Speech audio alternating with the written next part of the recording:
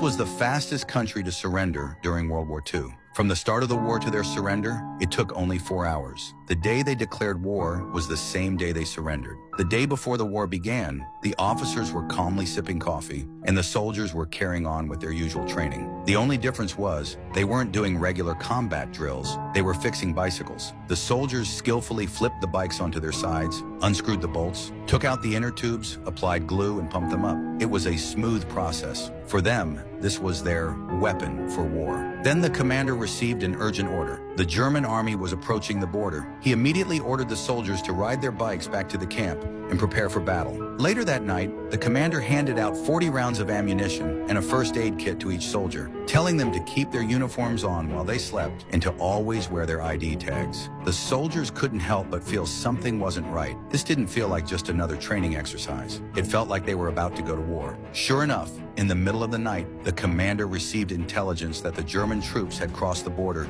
and they needed to quickly get to their defensive positions. An alarm sounded, and the soldiers immediately jumped up, grabbed their toolkits, filled their water bottles, put on their helmets, and took their rifles, heading to their bikes, their only weapons. To hold off the Germans, the officers split the troops into 2 small units, 1 motorbike unit and 1 bicycle unit. Their task was to head to the border, hold off the Germans, and wait for reinforcements. Under the cover of night, the soldiers set off, but the distance was too great, and the bicycle unit didn't reach the battlefield in time. It wasn't until dawn that they heard the sound of cars. Everyone thought it was the Germans, but when they looked closer, they saw the motorbike unit had already arrived and was already fighting the Germans. The motorbike unit's soldiers said that the German army was far better equipped. They had tanks, bombers, and artillery. The difference in firepower was overwhelming. If they kept fighting, the only possible outcome would be death. They suggested the commander retreat, but the commander had received orders to hold their ground. Seeing that the commander was so determined, the motorbike unit reluctantly pulled back. The commander then pulled out a battle map and began to strategize on how to deal with the Germans.